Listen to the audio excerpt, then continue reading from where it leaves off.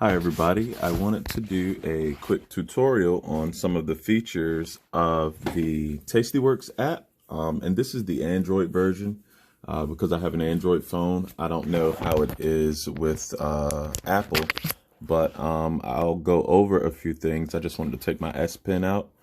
So first, let's go over the Watchlist tab. So the Watchlist tab, you have any symbols, you click at the top in the middle, and then you can go through the different prepared watch lists that they have. They actually have watch lists. If you go to Tasty, they have watch lists of a few of their traders as well. What else? Personal, these are your personal watch list. What you can do, you can edit and manage your lists this way.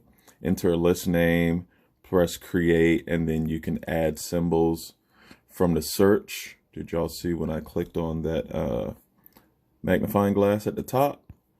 That's how you can add symbols. Positions tab, this just shows you your positions.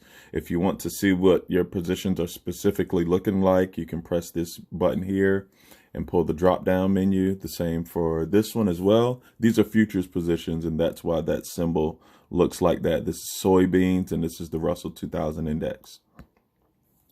And if you want to add columns, look at this here. I hope you can see my S Pen.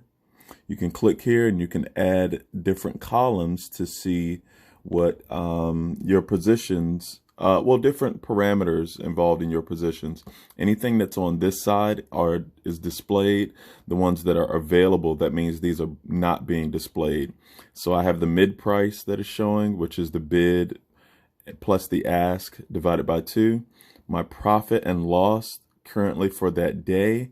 My profit and loss on open trades. My POP is probability of profit. My PL on the day percentage, that's my profit loss percentage for that day. My IV rank, the implied volatility rank. I think I showed y'all what implied volatility rank was in another video. Your current implied volatility compared to what it is on the day. Compared to what it is during the rest of the year. Like the high of the year and the low of the year. The current volatility compared to that.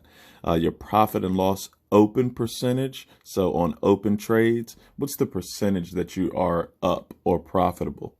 The bid, that's the highest that any buyer is willing to pay for it.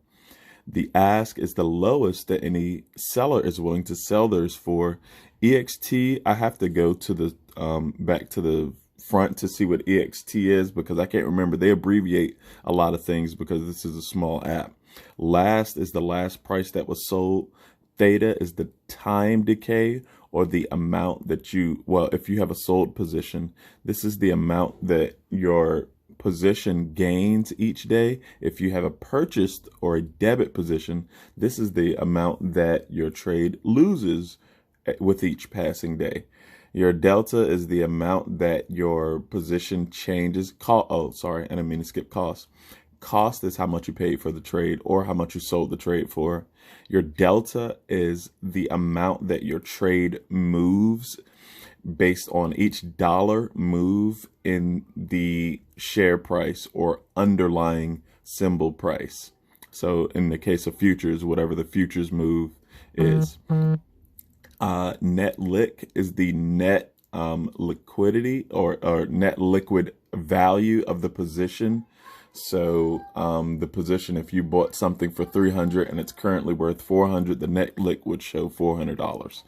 Cap requirement, that's the capital requirement that you need to be able to put the trade on. So with futures and with any margin position, not margin position, with futures and with any positions that have sold items in them. So if it's something that you have sold, an option that you have sold, you're going to have a capital requirement that's going to be based on usually the maximum. If you define your risk, so in other words, you buy something and sell something at the same time, the capital requirement and when you're in a normal equity option will be equal to the maximum amount that you could lose.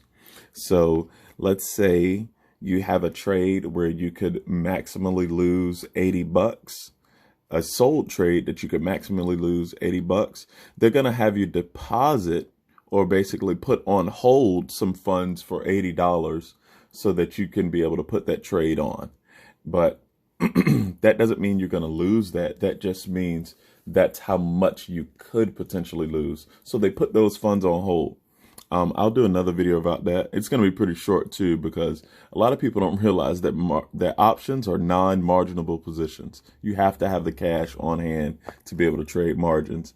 I was on some groups live the other day, and there was a bunch of people in the comments complaining and going on and on about people being crazy for wanting to utilize margin and saying that, you know, you got to be an amateur to use margin because it costs, because you're borrowing funds from your broker. That's not true. It's absolutely not true. You only borrow funds if you're buying shares, at least not with any of the brokers that I've used. So Tastyworks, E-Trade, TD Ameritrade, those are the brokers that I have used before, and none of them, oh, and even Webull, none of them require you to utilize margin for options. You have to have the cash on hand. And like I said, you deposit cash if you want to sell a position, like they put it on hold. It's like a cash deposit. So the trade tab, whenever you want to look through a trade, right now I have it on table view. You can change that to futures view. This is futures view. Some symbols will have curve view as well. This one does not. Currently, it only has table view. What else? Let's change the symbol and go to something that should have a table view. Let's look at Netflix right quick. Netflix will have a curve view. You can select your strategy too from this middle button here. So it's pretty cool. You can tell it what kind of strategy you want to use. Let's say we want to sell some puts. We could just change these parameters here and press go. And then it automatically shows us what the trade would look like. It tells us our probability of profit. It tells us what our maximum profit is, how much it would cost, and our maximum loss as well. So let's go. If we were to go to review and send, it would tell us what our buying power is reduced by, tell us what our estimated total credit that we would receive is. This is our what our credit that we receive would be. But our commission fees, it's $2 at Tastyworks, but you only pay that when you open a trade. So it's really only 50 cents. So it's 50 cents to open and close a trade. So it's $1. I mean, it's $1 to open it, but you don't pay anything when you close the trade. So that's pretty cool about Tastyworks. Also, the maximum profit is 122, tells you your probability of profit for winning, and then you would just submit the order from there. To make adjustments, you can increase the strikes. So if it's a put, if I want to increase my probability of profit, this is a sold position, then of course I would just move this down. Granted, my profit amount would go down, but my maximum loss would go up. But that's because the probability that I would win would go up a lot more, significantly, in fact. You could also increase the distance of your spreads. Maybe I should have did a buy, and that would probably help a little bit easier, because sometimes the selling positions is a little bit harder to understand. But basically, you can increase the distance of your spread, because remember, I trade spreads to define my risk. I know how much I'm risking at entry, and I know how much that I could potentially lose and or make. You can increase your quantity here. You can increase or decrease your expiration here. You can increase or decrease how much you're willing to spend or sell the positions for. And you can also put your order in for good till canceled. So that just means that it'll stay on for as long as you like, and you would pick a day, how long it would stay on, or you can just do a normal day order. Let's go to the activity tab. The activity tab will just show you how much you're selling a position for. If a trade is working, it would show a W right here instead of an X. An X is a canceled trade. An F is a filled order. So in other words, that's an order that got filled. It shows your history year to date as well. for positions that you've sold. These are just recent transactions.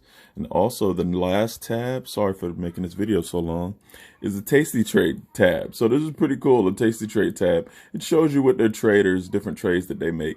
You know, they recommend not necessarily doing what they do because, of course, if you try and do it, you're going to be behind the curve. But it does show them. So it's there for you. And they also have this little, you see this little TV? If you click on that, they actually have their own little network where they, you know, have different shows and different people talking. So I think this video is long enough. Thank you guys so much for watching. And I hope this helped with a brief tutorial on the Tastyworks app for the Android. Thanks guys for watching. God bless.